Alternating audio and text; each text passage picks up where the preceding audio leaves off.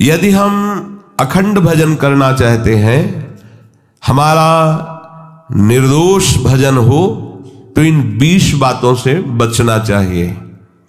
पहली है अपने जीवन में जांच कर लेना। इष्ट से, गुरु से विमुख करने वाले पुरुषों का या स्त्रियों का या विषयों का किसी भी तरह से हम संग न करें। पहली बात, आराध्य देव गुरुदेव के वचनों में अविश्वास पैदा कर दे, हमारी भक्ति को बाधित कर दे, चाहे वो स्त्री शरीर हो, चाहे वो पुरुष शरीर हो, चाहे वो कोई विषय ही क्यों ना हो, हमें उससे संपर्क नहीं रखना। भगवद विमुख करने वाले पुरुषों का संग नहीं करना, पहला लक्षण है। अगर वो कोई है हमारे जीवन में, तो हमारा भजन बाधित हो जाएगा। हमें संग नहीं करना, समझना है, हमें संग नहीं करना। मान लो भगवत मार्ग में विरक्त हैं तो, पर जो गृहस्थ है भजन करके भगवत प्राप्ति चाहता है, परिवार में अलग अलग उद्देश्य वाले, अलग अलग भाव वाले हैं, भिन्ने भिन्ने मति, अलग अलग मति वाले हैं। अब वो कैसे भजन करे? अपने को संपर्क नहीं रखना, अपने को जो कर्तव्य पालन करना वो करना, लेकिन हमको उनकी बात नहीं सुननी, उनका संग नहीं करना, उनका चिंतन नहीं करना। अगर इतनी चतुराई नहीं तो फिर भजन बाधित हो जाएगा। जासे होए स्नेह राम पद एतो मतो हमारो, जिससे प्रभु के चरणों में प्रेम हो, यह सबसे बड़ा मत है। गोस्वामी तुलसीदास जी कह रहे हैं, हमारे आराध्य देव गुरुदेव इनमें अश्रद्धा पैदा करवा दे। आराध्य देव का नाम, आराध्य देव की लीला, आराध्य देव का गुण महिमा धाम जो गुरुदेव से प्राप्त हुआ है, उसमें हमारी अरुचि करवा दे। इससे बड़ा शत्रु और कौन हो सकता है? क्योंकि लौकिक शत्रु तो हमारे देह को नष्ट कर देगा, लेकिन ये शत्रु तो हमारे आराध्य देव के संबंध को ही नष्ट कर रहा है, ये तो हमारे परमार्थ को ही नष्ट कर रहा है।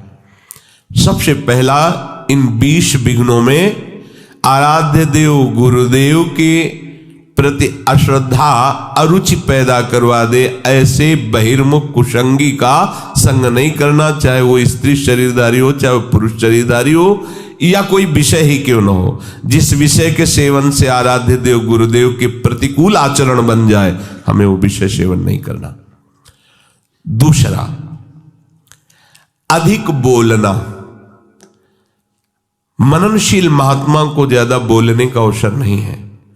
प्राय आप देखना भजनानंदी उपासक मौन व्रती मिलेंगे। एक होता है जड़ मौन और एक होता है विचार मौन। उपासक को विचार मौन रहना ही चाहिए। आवश्यक है तो उत्तर दे दिया कम शब्दों में, अनावश्यक बात बोलनी ही नहीं है। कोई चाहे नाराज हो या प्रसन्न हो, हमें इससे मतलब नहीं। हमें अपने सिद्धांत से चलना है, बैठ करके गप्पे नहीं मारनी।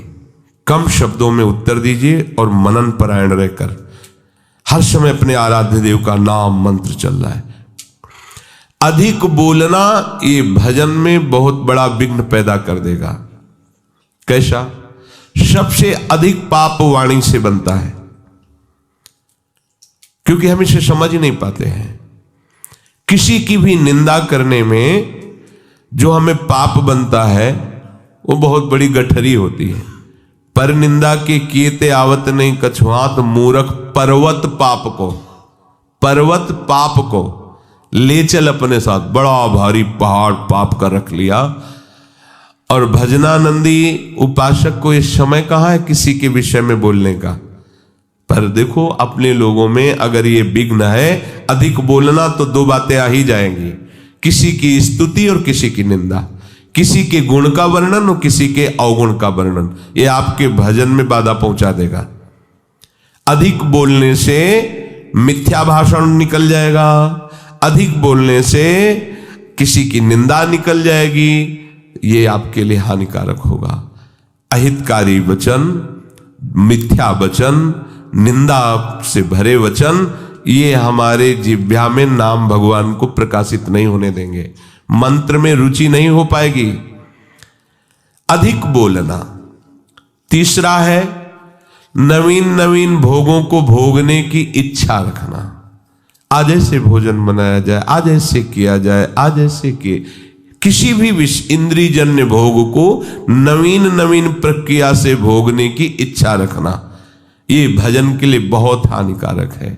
शरीर के प्राण पोषण के लिए ही हमें केवल अन्न जल आदि का आवश्यक ग्रहण करना होगा, जिससे हमारा शरीर भजन मार्ग में सहायता दे, बस।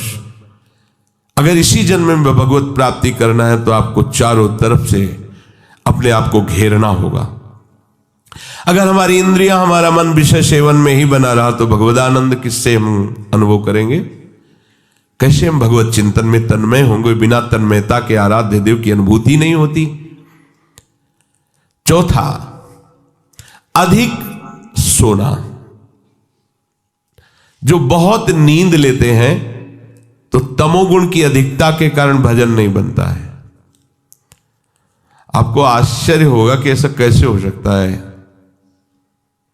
भजन की जब लगन लगती है, 11 बजे रात्रि के शयन करना, 2 बजे उठ जाना, स्नान किया, शौच किया, वृंदावन की परिक्रमा की, ऐसी दिनचर्या, और 2 बजे दिन में माधुकरी मांग के पाना, कोई बाल भोग, ये सब चाय नाश्ता कुछ नहीं, 2 बजे दिन में।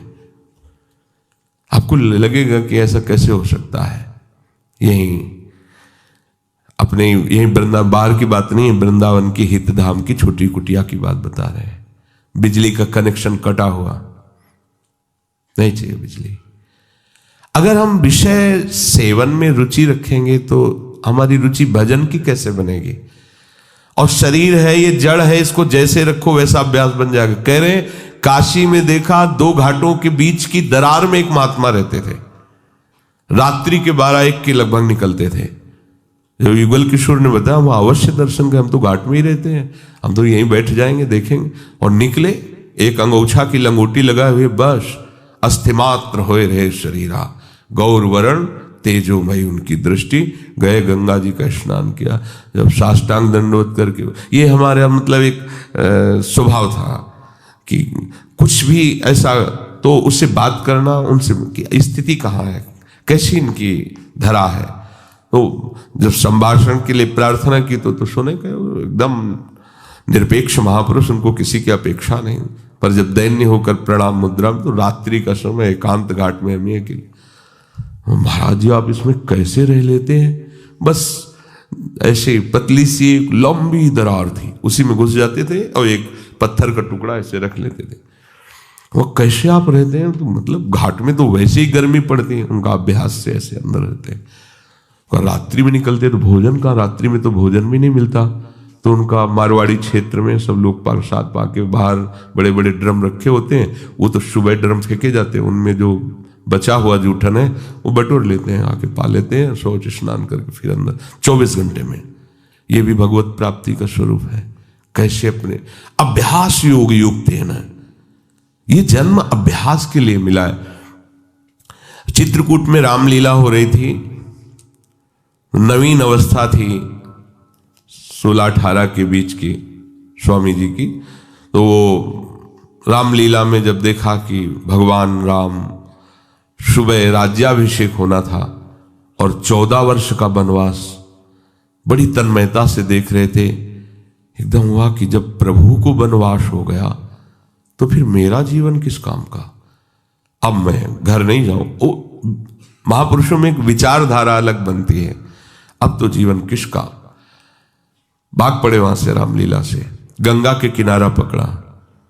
वो समय काटते हुए ऐसे आगे बढ़ रहे तो स्वामी शंकरानंद जी महाराज बड़े अवधूत स्थिति को प्राप्त महापुरुष थे। अशनी आश्रम, जब गंगा किनारे भ्रमण कर रहे तब जब उनके पास आए तो उन्होंने दृष्टि से देख लिया कि इनकी बहुत ऊंची अवस्था जागृत होने वाली है अध्यात्म की। तो उनका बेटा कैसे तुम्हारा तो ये जो वेश है और ये अवस्था है तो पढ़ने की है, ऐसे कैसे? तो उन्होंने बताया, स्वामी जी मैं रामलीला देखकर भगवान का वनवास मैं सहन नहीं कर पाया, अब मैं निश्चय करता हूं कि आजीवन वनवास करूंगा। तो इस निश्चय का स्वरूप क्या होगा? उनका घोर वैराग्य से जीवन व्यतीत करना। तो उनका फिर संन्यास मार्ग ले लो। कहाँ दे दीजिए। नवीन अवस्था में गंगा जी में संन्यास दिया गया। संन्यास का होता है कि दिगंबर कर दिया जाता है, निर्वस्त्र, और गंगा में खड़ा किया जाता है। अब तुम्हारा कौन है? तो गंगा को साक्षी करके बोलता है कोई नहीं, नारायण के सिवा मेरा कोई नहीं। फिर वो संस्कार किए जाते हैं, फिर इसके बहुत से संत उपस्थित रहते हैं, फिर उनको लोक मर्यादा के लिए लंगोटी दी जाती है, और यहां तक केवल वस्त्र ढकने की अनुमति संन्यास को। जब उनको लंगोटी दे, उनका नहीं गुरुदेव, क्योंकि संस्कारी महापुरुष थे। तो कहा लोग बोले अब लोग व्यवहार रहा कहां प्रभु? तो उनका ठीक है, ऐसा ही सही, चलो। तो कहां? बोले आश्रम। बोले नहीं, जान हमें आपने संन्यास दिया, आजीवन आपके सामने नियम लेते हैं, यही जीवन व्यतीत करेंगे। तो गंगा का किनारा ही उनका घर था। जैसे गंगा बढ़ती ऊपर चले, जैसे घटती वैसे रेत, बस ऐसे दिगंबर। नवीन अवस्था थी और उनकी स्थिति ऐसी थी कि जटाओं के भार से ऐसे नशे में जैसे उन्मत्त महापुरुष भगवदानंद के, और शरीर की त्वचा एकदम मोटी ऐसे। अब गंगा किनारे मच्छर भी लगते हैं, सब समय समय पे गर्मी, बालू तप्त होती, वो वैसे। क्या हुआ? क्या उनका शरीर नहीं था क्या? निश्चय इतना जोर का कि देह राग मिट गया। तो क्या आप में वो भागवतिक शक्ति नहीं है क्या? पर हम ये कह रहे हैं कि आप आकांक्षा क्यों करो कि हमको ये पहनने को मिले, खाने को मिले, ऐसी रहने की आकांक्षा करो। भगवत तत्व की ज्ञान की आकांक्षा करो, भगवत प्रेम की आकांक्षा करो, प्रियालाल के रूप रसास्वादन की, उनके श्री चरण सेवा की। ये आकांक्षा का विषय है, ये आकांक्षा का विषय थोड़ी है कि हम ये पहन लें, हम ये खा लें, हम ऐसी परिस्थिति में रहें, हमारी ऐसी हाई फाई व्यवस्था हो। हमारी मांग नहीं होनी चाहिए। हम स्वामी के आश्रित है, जैसा वो चाहे वैसा करें, जिसमें वो राजी उसमें हम राजी हैं। तो अधिक नींद लेने का यह स्वभाव उपासक को छोड़ना पड़ेगा। बिल्कुल ना सोना और बहुत सोना, आगे के श्लोक में भगवान मना करते हैं। दोनों को योग सिद्ध नहीं होता। बिल्कुल ना पाना और बहुत पाना, दोनों को योग सिद्ध नहीं होता। तो अधिक नींद लेना, इस पे शासन करो यदि भगवत प्राप्ति करना चाहते हो। आपकी दिनचर्या में सोने का आपका ठीक समय होना चाहिए। जितने महात्मा आज तक मिले उन सबकी दिनचर्या परिपक्व रही है। परिपक्व दिनचर्या 2-4 मिनट की बात नहीं कहते, नहीं, उनका उठना, उनका लेटना, उनका खाना, उनका पीना एक टाइम पे होता है। ऐसा नहीं है जब चाहा तब। अगर उस समय तक भोजन नहीं मिला तो इसके बाद वो भोजन नहीं पाएंगे, चाहे 56 प्रकार के भोग आ जाए। एक महात्मा जिस आश्रम में हम गंगा किनारे रुके थे, उसी आश्रम में आए थे। शाम टाइम वो कुछ नहीं लेते थे, एक टाइम दोपहर में अगर भिक्षा मिल गई तो लेते थे। प्रायः कौन इनके पीछे पड़ता है, खान पान के पीछे। जिसकी लगन लग जाती है प्रभु की प्राप्ति में, ये तो बहुत छोटी बातें हैं। इन महापुरुषों को देखो, वो शाम के जो उस आश्रम में आए जहां हम टिके हुए थे, तो उनको गाय वहां आश्रम में थी, तो संतों को शाम के बयारू कराई जाती थी, एक एक गिलास दूध दिया जाता था। तो बयारू तो करते नहीं थे, जब दूध तो उनका नहीं, हमारा नियम है, मैं एक बार दिन में जो भगवत इच्छा से मिलता पाते हैं, फिर नहीं। अरे नहीं स्वामी, दूसरी बार पूछते ही उनकी दृष्टि ये क्या है, ये कोई स्वागत है? अरे परमार्थ के पति होकर के नियम को तोड़ने के लिए तुम जोर दे रहे हो? ये क्या प्राण पोषण करना ही साधु का धर्म है क्या? हटाइए। आप कैसे साधु हो, बार बार हमको खाने के लिए प्रेरित? डांट दिया, अपने खुशी हो जाएंगे, दूध दे रहे हैं गाय का, भाई इतना प्यार कर। प्यार नहीं देखा जाता, अपना लक्ष्य देखा। आप कितना आराध्य देव से प्यार करते हैं?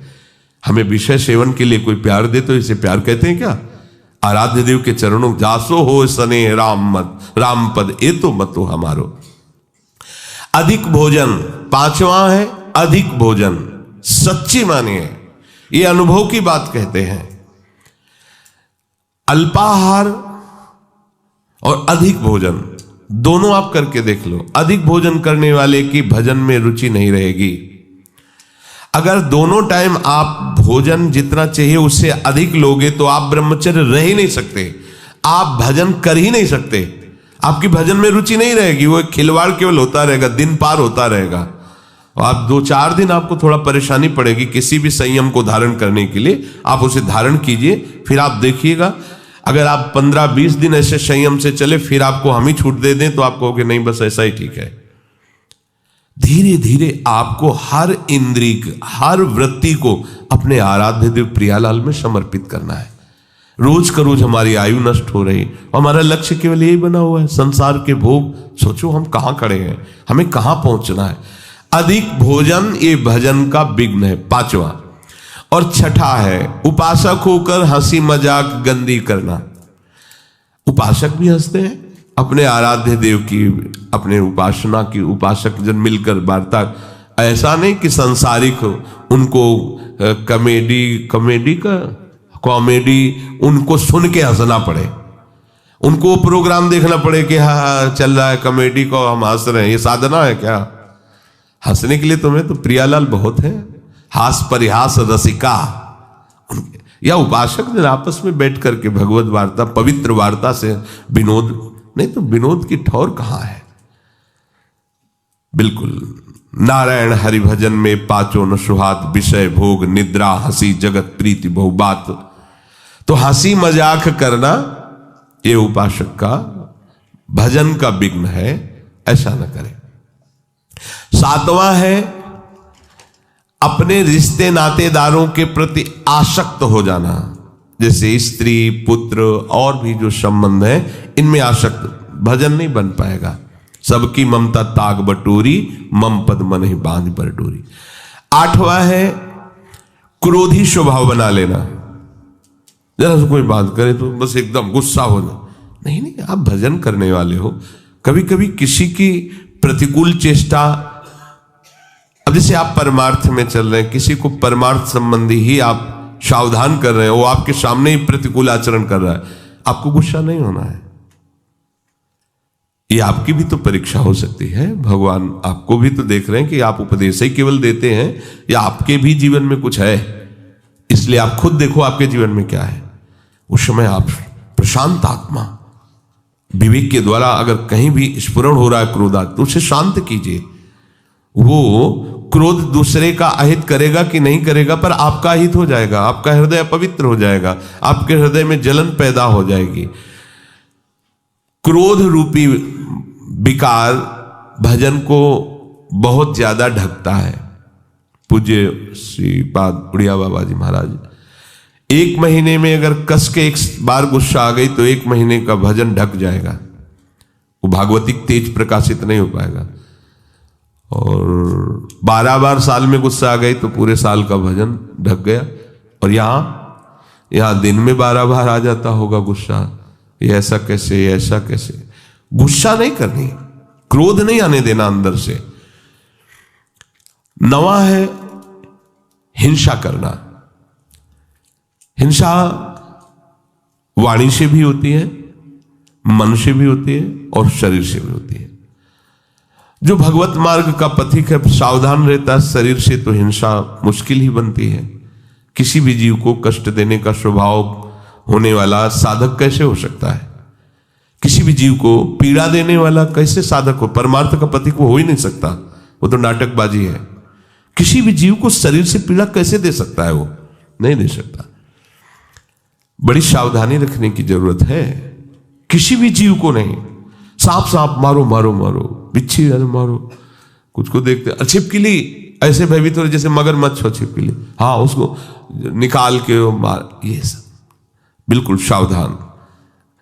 बाबा श्रीधर जी महाराज कालीदय 10-12 छिपकली मच्छरदानी में ऊपर, मच्छरदानी ऐसी मच्छर के हाथ 10-20 जगह से डाल सकते हो, ऐसी मच्छरदानी लगी थी। क्या रात दिन भजन में डूबे हुए। वो ऐसा नहीं था कि वो छिप जो जाते थे अपने लोग। तो आपका लक्ष्य प्रभु है तो आप में सबको प्रभु को देखना होगा। सब में प्रभु, कोई भी बाधा नहीं पहुंचा सकता।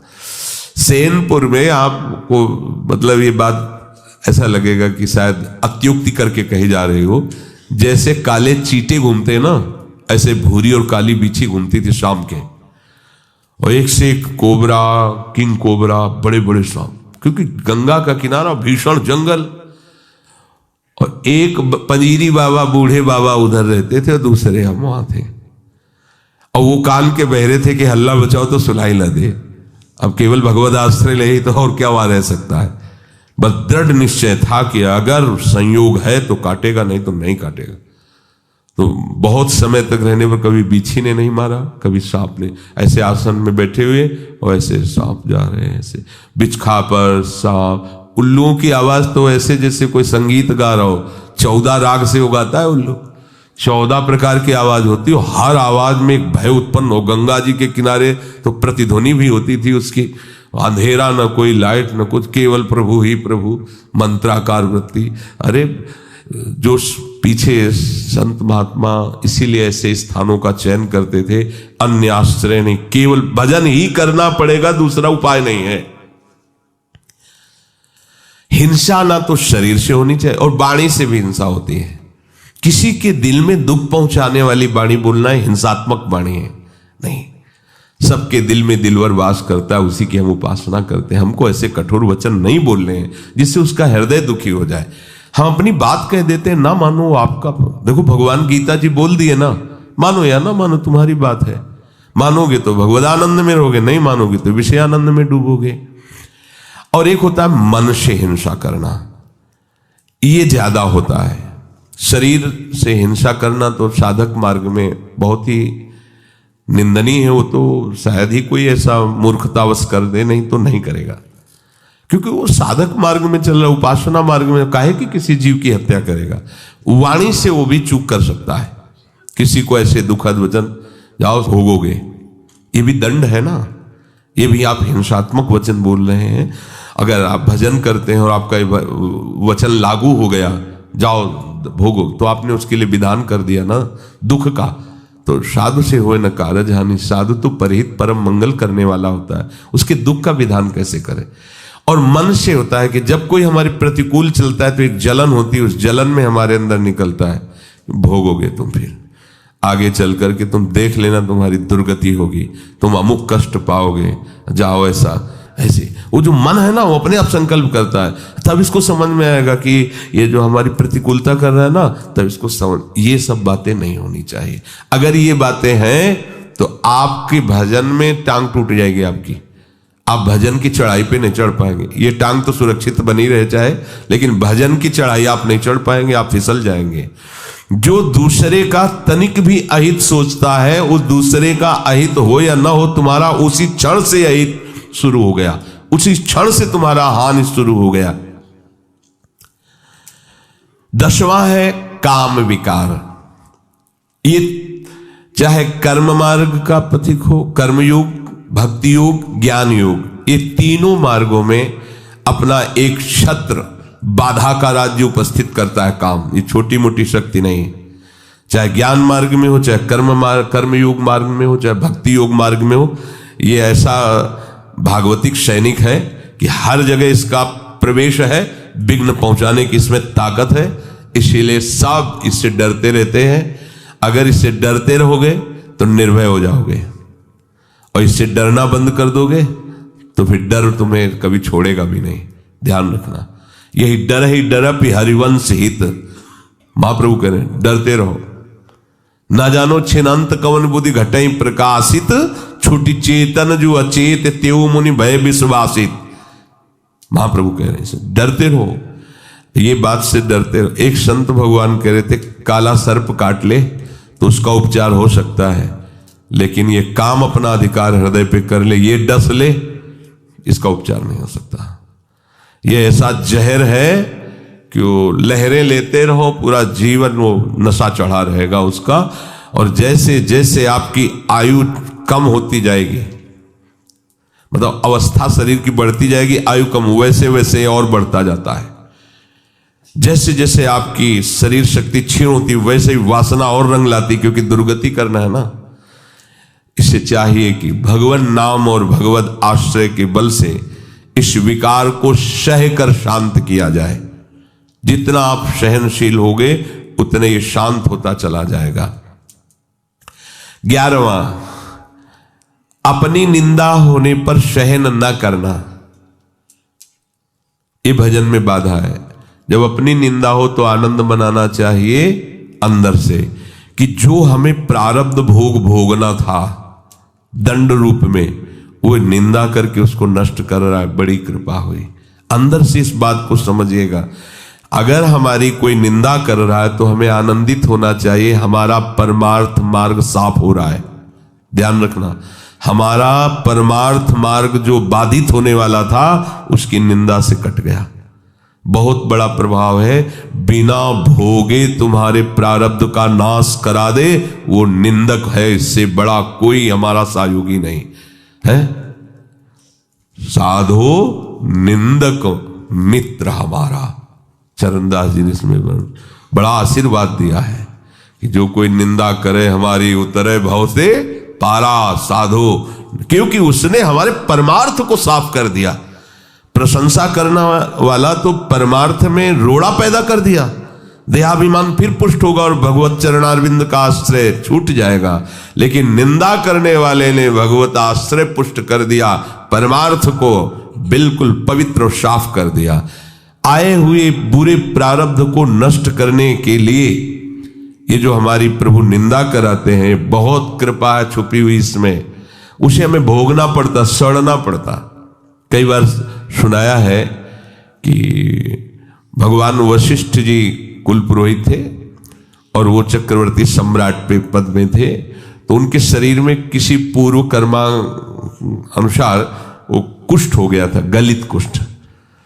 तो राजगद्दी पे थे पर ढक के ऐसे रहते, तो वशिष्ठ जी से कहा इससे जीना से अच्छा है मर जाना, हम अपनी सभा में भी खुल के नहीं बैठ सकते हैं, सब गलित कुष्ठ, कोई उपाय है? तो उनका कर्म का फल तो भोगना पड़ता है, अवश्य में भोक्तव्यम कृतम कर्म शुभाशुभम। होगा महाराज कोई भी दान पुण्य कुछ ऐसा जो आप दुर्गा दान पुण्य से नष्ट नहीं होगा। एक उपाय है, आपके बड़े भ्राता की जो पत्नी, बड़े भ्राता युद्ध में मारे गए, आप रोज जाके उनको भगवान श्री राम का चरित्र सुनाइए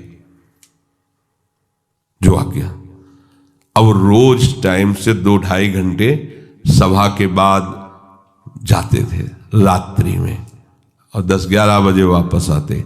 धीरे धीरे धीरे धीरे बात पूरी नगर में फैल गई, सब लोग निंदा करने लगे, देखो वैसे ही भोग रहा है कुष्ठ का, और ये कितना दुराचारी है कि माँ के समान पवित्र भाव जिसमें रखा जाता है बड़े भ्राता की पत्नी, अब बड़े भ्राता तो युद्ध में पधार गए तो देखो रोज रात्रि में उनके यहाँ जाता है।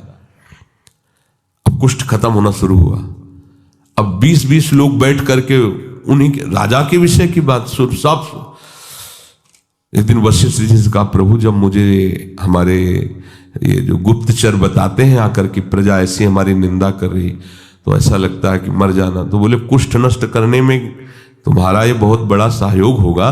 पहले कहते थे कुष्ठ के कारण कि मर जाना अच्छा है, अब जब दवाई करवा रहे हैं तो तुम कह रहे हो ऐसा। कुष्ठ कम हुआ ना? बोले हाँ कम। धीरे धीरे सब कुष्ठ नष्ट हो गया, पूरे राज्य में ये निंदा इनकी होने लगी और कुष्ठ नष्ट हो गया।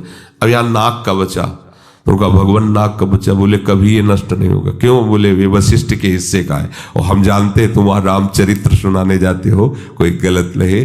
फिर बुलाया पूरी प्रजा को और सभा में बताया कि ऐसा ऐसा ऐसा, तो गलित कुष्ठ उनका नष्ट हो गया। ये जो हमारी निंदा करने वाले हैं, ये जो हम केवल भोग कर ही उसका समन होता, उस पाप को, उस अपराध को अपनी निंदा जिह्वा से, संतों ने कहा मां से भी ज्यादा ये दुलार करते हैं। मां तो हाथ से मल साफ किया होगा, ये हमारे उस कर्म जनित मल को वो जिह्वा से साफ कर देते हैं निंदा करके। तो निंदा जब हमारी हो रही हो, अपमान हो रहा हो, तो हमें सहन करना चाहिए। हमारे बहुत बड़े बुरे प्रारब्ध का वो निवारण कर रहे हैं।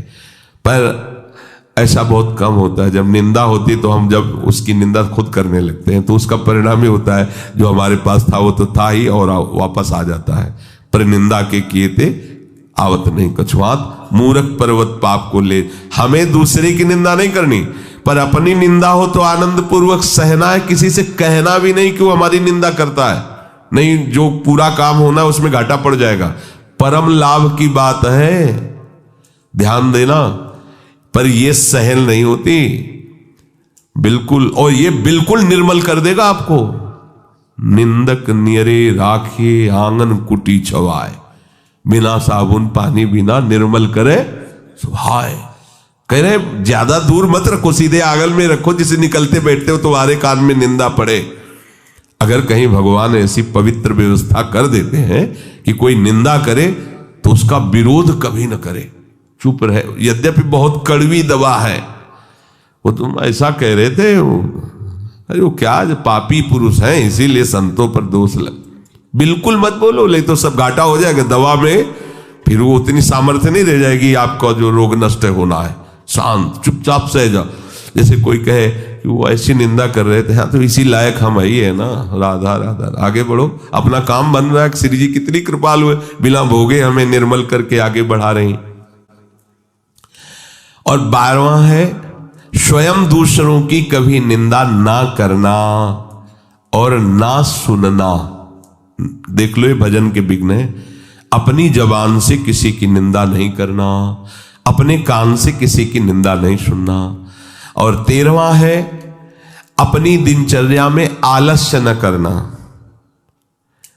बहुत रोज 4 सवा 4 बजे जाना पड़ता है, कभी कभी तो सो लेते हैं या प्रमादित नहीं, या शरीर चलने लायक नहीं रहा तो बात है, नहीं तो आलस्य साधु के उपासक के परमार्थिक जीवन में बहुत बड़ा शत्रु। आलस्य नहीं होना चाहिए। और शौकीनी, कोई भी वस्त्र खान पान कुछ भी शौक के लिए नहीं होना चाहिए। आज इस रंग का चप्पल तो कल उस रंग का जूता, तो इस रंग का मुफलर तो इस रंग की जैकेट, ये परमार्थ के पथिक के नहीं। जो आपके पास हो वस्त्र है आराम से, उनके लिए आप शौक मत रखो कि अब ऐसा आए अब वैसा, और किसी भी तरह की कोई शौकीनी के लिए वस्तु का प्रयोग ना करो। 15वां, किसी भी तरह की प्रसिद्धि को अपने में स्वीकार मत करो।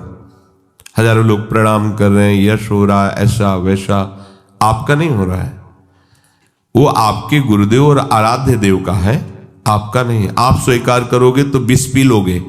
सम्मानम कल्याति घोर गरलम नीचापमानम सुधा, श्रीपाद प्रबोधानंद जी महाराज कह रहे हैं ये सम्मान विष है, तुम्हें सम्मान नहीं हो रहा। अगर तुम समझते हो तुम्हारा सम्मान हो रहा है तो आराध्य देव और गुरुदेव से अलग होइए, उनके चिन्हों को धारण करना बंद कीजिए। देखो कौन तुम्हें प्रणाम करता है। उनका यश गा रहे हो इसलिए तुम्हारा यश हो रहा है, उनके दासत्व से युक्त हो इसलिए तुम्हारे सामने दास भाव से सब जन प्रणाम कर रहे हैं। तुम प्रभु के आश्रित हो इसलिए वो तुम्हारे आश्रित हो रहे हैं। केवल प्रभु का उसमें यश है, प्रभु के आश्रय की महिमा। तुम अपना कुछ मत समझ लेना, नहीं, छोड़ो। प्रभु के चिन्हों को धारण करना छोड़ो, प्रभु की बात करना छोड़ो, फिर देखो तुम्हें कौन प्रणाम करता है। तो जो भी यश कीर्ति बड़ाई सम्मान है वो हमारे गुरुदेव का है, उन्हीं के सजाए सज रहे हैं, उन्हीं के द्वारा दिए हुए मंत्र उपासना से हम आनंदित हैं, उन्हीं के आश्रय के कारण ये सब है, अपना अस्तित्व नहीं है। मान बड़ाई की चाह रखना भजन का बड़ा भारी विघ्न है कि भाई और कुछ तो नहीं है, चाहते हम पर इतना तो है कि समाज में बना रहे, भजनानंदी महात्मा है, आओ आओ आओ, देखो बचपन से भजन कर रहे हैं, इनको आदर दीजिए, बड़े त्यागी महात्मा है। ये सुनने के लिए कान लालायित रहते हैं अहंकार पुष्ट होने की वृत्ति वाले के। ये नहीं होना चाहिए। जब कोई तुम्हारी बड़ाई करने लगे तो तुम्हारे हृदय में एक संकोच जनित चुभन होनी चाहिए। क्यों व्यर्थ की बात कर रहे हो? अंदर से लगना चाहिए, बनावटी नहीं, अंदर से आना। और सच्ची बात है, सच्ची बात। यदि गुरुदेव की कृपा ना हो, प्रियाजू की कृपा ना हो, तो एक बार राधा नहीं बोल सकते। तुम निरंतर भजन की तो बात जाने दो। एक दिन निष्पाप व्यतीत होना कठिन हो जाएगा, निष्पाप एक दिन व्यतीत होना कठिन हो जाएगा, और तुम्हारा जीवन निष्पाप हो रहा है केवल गुरु कृपा, आराध्य देव की कृपा। 17वां, अपने में श्रेष्ठता जनित अभिमान होना, गुरुपन होना। मैं बहुत ज्ञानी हूं, मैं बहुत, किसी भी तरह का अपने में श्रेष्ठता का अभिमान होना। देखो हमारे परम गुरु हैं श्री आचार्य चरण जी, लेकिन वो अपने को क्या बोल रहे हैं, ग्रंथ में लिख के गए, बोले क्वाहम तुच्छा परम मधमा। क्या शब्द लिख रहे हैं एक श्लोक में, क्वाहम मूढ़मति, ये अपने लिए लिख रहे हैं। जो उत्तम महाभागवत का लक्षण है उसमें दैन्य होता है। देखो आज तक कोई श्री हनुमान जी की जोड़ का महात्मा नहीं होगा, हनुमान जी की जोड़ का नहीं हुआ।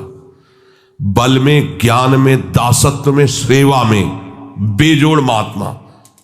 लेकिन आप क्या वर्णन कर रहे हैं? आप सोचो, विभीषण एक महान भागवत से मिल रहे हैं तो परिचय क्या दे रहे हैं? वहां पढ़ के देखो, असमय अधम सखा सुनो मोहू पर रघुवीर। मुझ जैसे अधम पर भी प्रभु कृपा बनाए हो मुझे दासत्व से। और जब प्रभु से पहली बार मिले तो उन्होंने यही कहा था, एक में मंद मोह मत कुटिल हृदय अज्ञान पुनि प्रभु मोहि विसारेऊ दीन बंधु भगवान। और जबकि ज्ञानी नाम अग्रगण्यम बुद्धिमताम वरिष्ठम, रोम रोम से सियाराम निकलता जवान की तो बात जाने दो। यत्र यत्र रघुनाथ कीर्तनम तत्र तत्र कृतमस्त कांजिलम वाष्पवारि परिपूर्ण लोचनम मारुतिम नमत राक्षसांतकम। और बल विक्रम की तो कहना ही क्या, जेहगिर चरण दे हनुमंता चले उसका पाताल। जिम अमोघ रघुपति कर बाना यही भांत चले हो हनुमान। क्या उनका जोड़ है कोई? और वो अपने को कह रहे असमय अधम।